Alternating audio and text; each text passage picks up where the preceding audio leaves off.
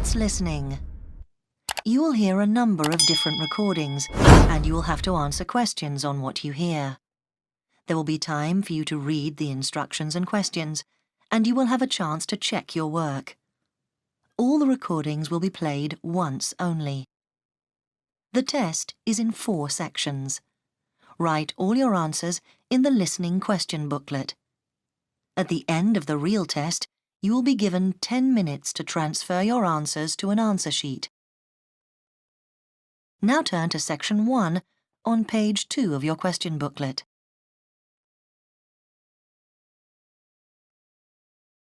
Section 1. You will hear the manager of a shop talking to a new employee called Penny. First, you have some time to look at questions 1 to 5 on pages 2 and 3.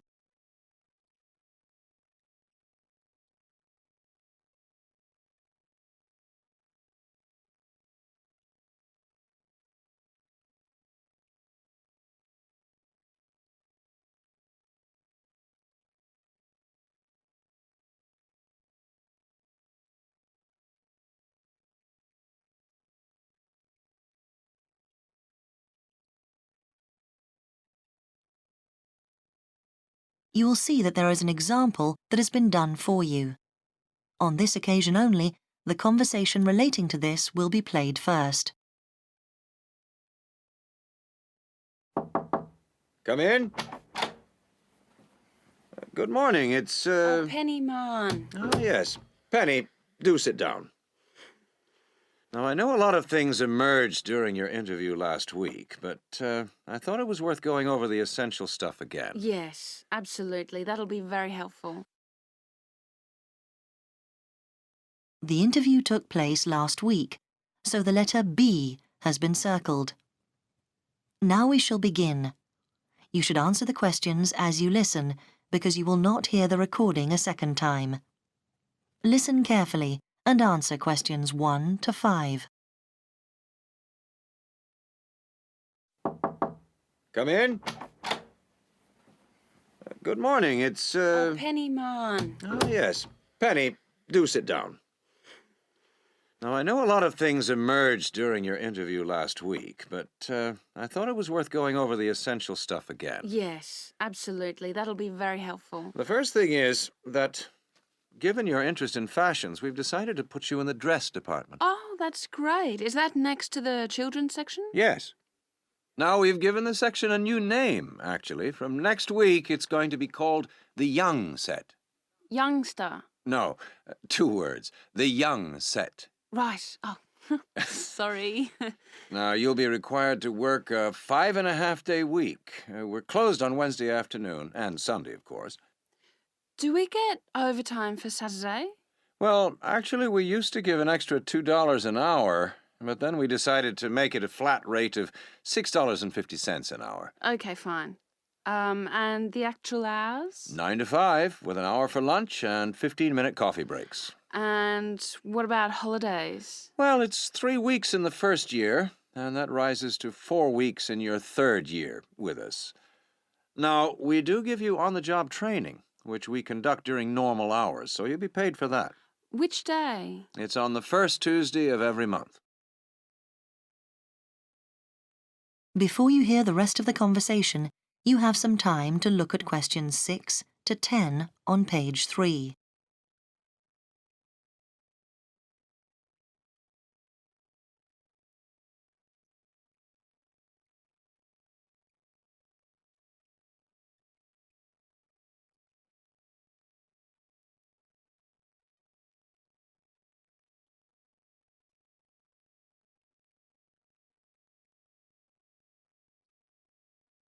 Now listen and answer questions 6 to 10. Now, in addition to your basic pay, I should explain that you're entitled to some staff perks, which our assistants do find a valuable benefit. Do we get a discount? That's right, 25% off everything in the store. Although we do make an exception for sale goods, which I'm afraid have no discount. Yeah, fine. And I was wondering about pension arrangements. Mm-hmm. You get a good company pension, which our personnel manager will be able to explain to you in detail. She's in room 12. Worth going along to see her. And who will I be working under? Mr. Appleby? The manager of your section is Mrs. Waddell. That's Waddell. Mrs. Waddell. Okay. And apart from serving the customers, will I have any other duties? Good question. We do ask you to do the window dressing. Oh, I'll enjoy that. And one of the biggest worries in the boutique is shoplifters, so you have to check for them. Will I receive training on that? Yes, certainly. That'll be one of the sessions next month. Oh, and we'll be asking you to check stock. Right. Yes, of course. And is there a particular dress code in the shop? Right, well, we're quite flexible. But what we do is ask you to wear a black skirt, and the shop will give you a red blouse. We'll also give you a name badge, which you must wear all the time. Yeah, of course. Right. Is there anything else you'd like to ask me? No, that's very comprehensive. Thank you. Good. So we'll see you on Monday. Yes. Thank you. Goodbye. Goodbye. That is the end of section 1. You now have half a minute to check your answers.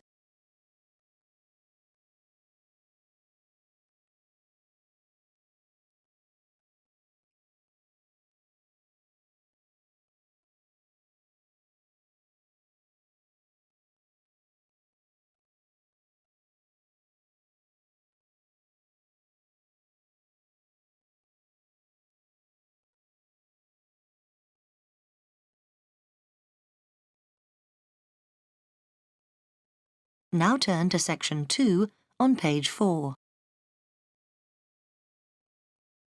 Section 2.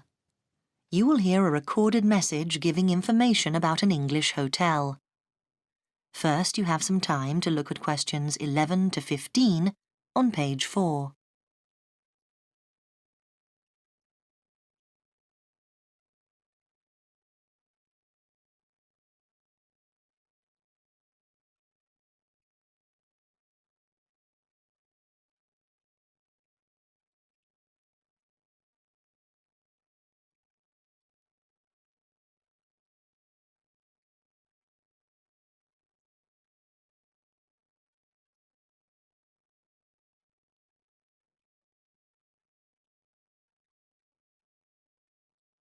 Now listen carefully and answer questions 11 to 15. Welcome to the Bridge Hotel Information Line. The Bridge Hotel is part of the Compact Group, which is a large association of family-owned hotels offering a warm, friendly atmosphere and high-quality service at competitive prices. All of them cater for a wide range of people, from business to leisure clients. Set in a quiet residential area on the attractive outskirts of Belford, about 3 miles from the city centre, the Bridge Hotel is a popular choice for conferences. After recent refurbishment and expansion, it now has 25 double rooms and 20 singles. All 45 are en suite with TV and coffee and tea making facilities. The Bridge Hotel is set in 3.5 hectares of grounds, with an open-air swimming pool and 4 tennis courts. There is also a newly opened gym with fitness suite, which is considered one of the best equipped in the area. Non-resident membership is available. We have a fully licensed restaurant for residents and non-residents, which provides a wide range of dishes with a particular focus on dishes from around the world. For the discerning business customer, we have designated business rooms with phone links allowing full internet access. Our conference facilities cater for up to 200 delegates, and we are able to offer transport to guests to and from Birmingham Airport at a small extra cost. Before you hear the rest of the message, you have some time to look at questions 16 to 20 on page 5.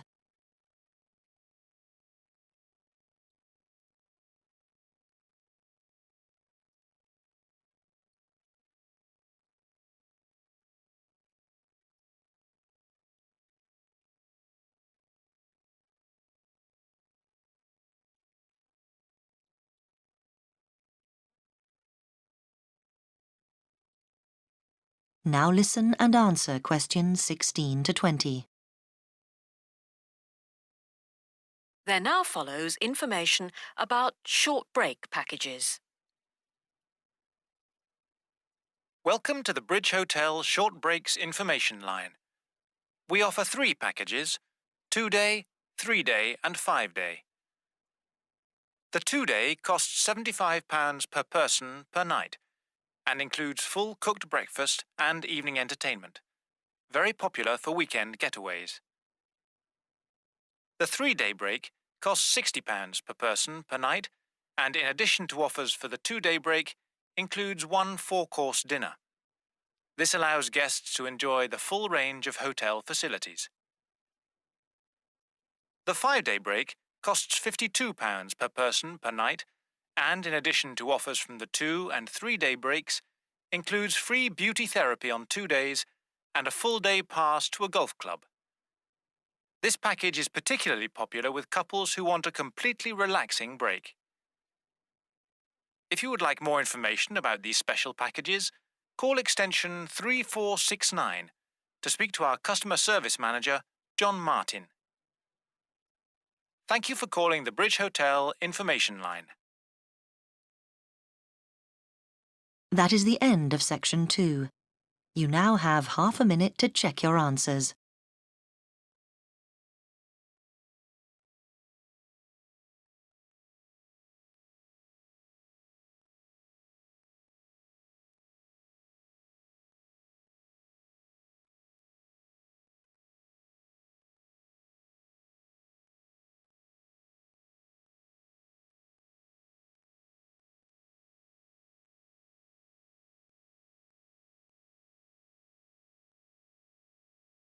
Now turn to section 3 on page 6.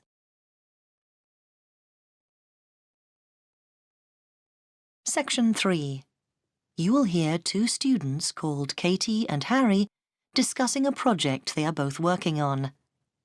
First, you have some time to look at questions 21 to 26 on page 6.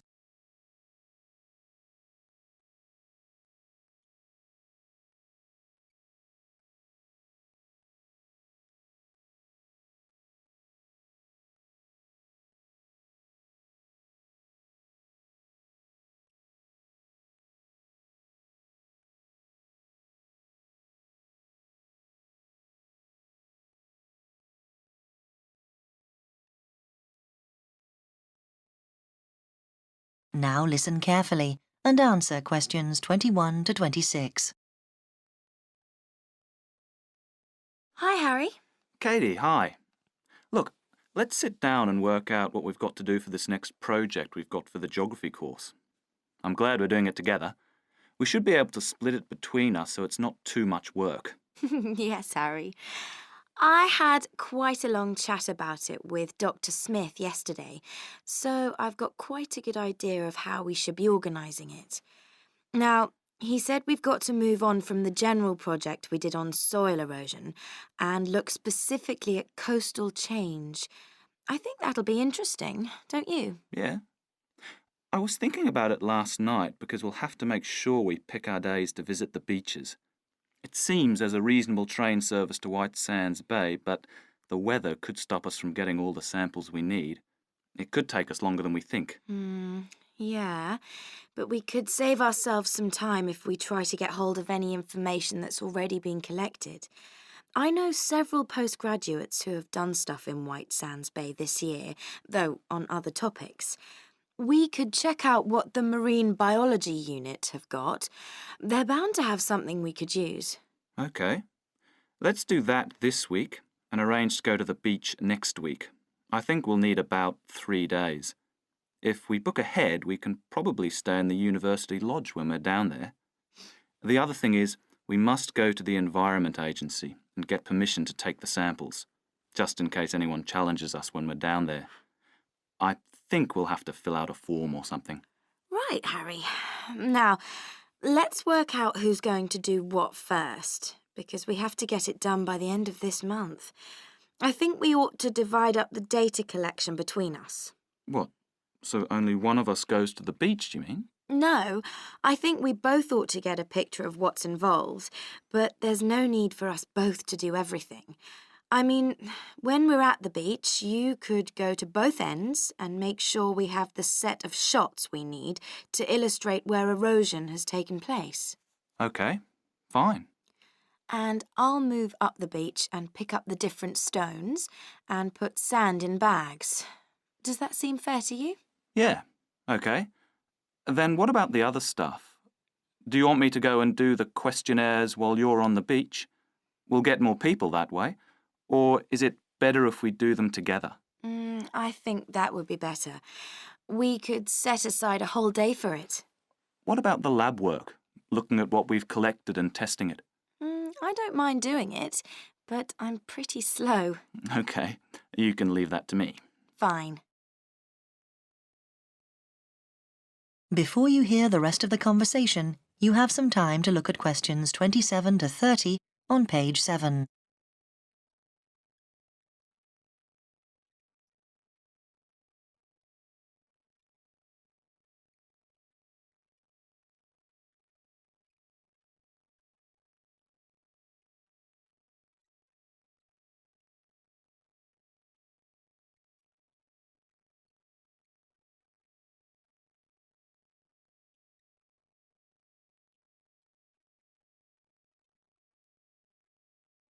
Now listen and answer questions 27 to 30. Then that leaves us 2 weeks to write it up ready for the presentation to the class on the 29th. Shall we do the presentation together? Like you do the first bit and me the second? Actually, no, I think that can be a bit muddling for the class. I'd like to do the presentation, if you don't mind. Fine by me. It's just that it won't affect the marks that you get. I mean, it's not like I get more for actually doing it. The tutor will judge it as a whole. But I think I remember them saying at the beginning of the year that we were expected to do 3 before the end of the year in order to get a satisfactory mark. And I'm 1 behind, whereas you've already done yours, haven't you? I can see why they put them into the course, because most interviews for jobs demand you do a presentation nowadays. Yeah. Does that mean I have to write it up? I think it'll be impossible to do that together. Yes, you're very good at that. Oh, yes. Typical that I get landed with it as usual. Actually, I don't mind. I know we haven't got very long, but that's okay. Often I write better when I'm pushed for time. It focuses the mind. But I'll have to have a think about how we present the data, because that won't be straightforward like the rest. So I'd like a bit of help with that. Yeah, sure. Anyway, I was thinking, after we've done the presentation, I think it'd be a good idea if we asked our classmates to tell us what they think of our conclusions. Well, I don't know. They won't have done the research, so whatever they say would be uninformed. I don't agree. I mean, they've all worked on something similar, so they know what's involved, and it would be useful to see how they think ours stands up. We'll have to be sure of our ground, make sure we don't make any mistakes in our results or whatever. I don't mean I think they're going to tell us anything new, just give us their thoughts on the process. OK. Then I'll deal with the questions at the end. Dr. Smith said we would have to prepare thoroughly for this, and I'll probably get lots of background stuff in the process of writing up, so I'll be prepared for any surprises. If he's impressed by your presentation, then we should do well. Right. That is the end of section 3. You now have half a minute to check your answers.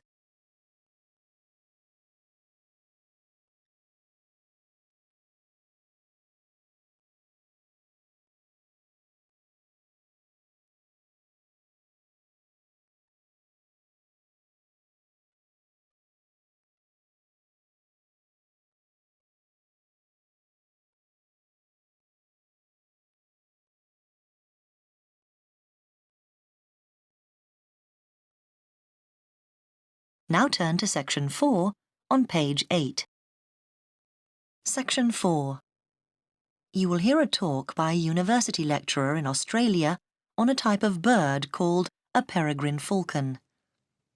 First, you have some time to look at questions 31 to 40 on pages 8 and 9.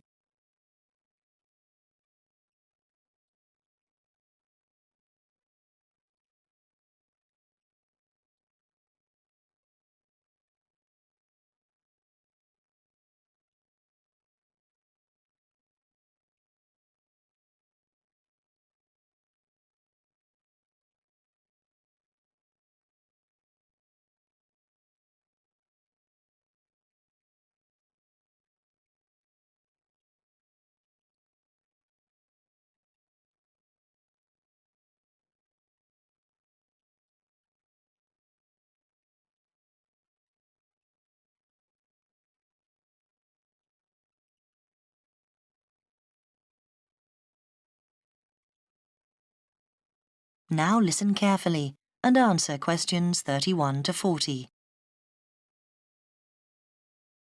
I'm Professor Sam Richards, and I've come as the third guest lecturer on this course in Australian birds of prey. My job is to keep a watchful scientific eye on the state of Tasmanian peregrines, so I'll start by giving you some background to these magnificent birds of prey before I speak briefly on my own project. Peregrine falcons are found on all continents with the exception of Antarctica, so don't go looking for them at the South Pole. They're found almost everywhere in Australia, and it's interesting to note that the name peregrine implies that they're wanderers, that they move from place to place following the seasons, and indeed in most parts of the world they're migratory birds. But not in Australia, however, where they prefer to stay in one place. They're known to be the world's fastest creature, and they have been tracked by radar diving down towards the ground at 180 kilometres an hour. However, a number of textbooks claim that their flight speed can go as high as 350 kilometres an hour, so there's still some dispute about just how fast they can actually fly. Female peregrine falcons, like all other Australian falcons, are larger than their male counterparts. In fact, the female is almost a third larger than the male in the case of peregrines. While she stays close to the nest to protect the eggs and the young chicks, the male is mostly occupied looking for food. Peregrines typically lay 2 or 3 eggs per nest, and after the eggs have hatched, when the chicks are about 20 days old, they start to fly. So they fly at a very young age. By the time they're just 28 days old, they've already reached full adult size. In other words, they're fully grown.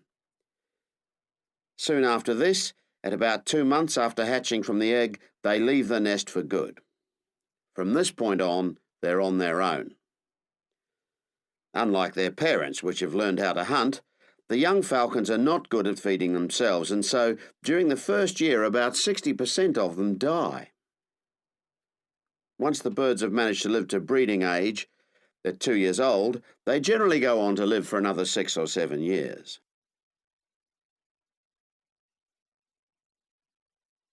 When we come across nests with young chicks, the first thing we do is catch the chicks before they're able to fly. We have to catch them at an early age. We then attach identification rings to their legs. These rings are made of colour-coded aluminium, and they allow us to identify the birds through binoculars later in their lives. Thirdly, because we need to know how many males and how many female chicks are being born, we note the sex of the chicks. Noting the sex of the birds is a vital part of our research, as I will discuss later. The next thing to do is to take a blood sample from the chicks. We take the blood sample so that we can check the level of pesticide in their bodies. Peregrine falcons can build dangerous quantities of pesticides in their bloodstream by feeding on smaller mammals, which in turn feed on crops grown on farms where pesticides are used. Finally, we check the birds thoroughly, really checking the birds for their general health. This whole process only takes a few minutes. In fact, most of our time in the field is actually spent trying to find the nests, not on the data collection itself. Well, that's all I have for you today. If you'd like to do some further reading... That is the end of section 4. You now have half a minute to check your answers.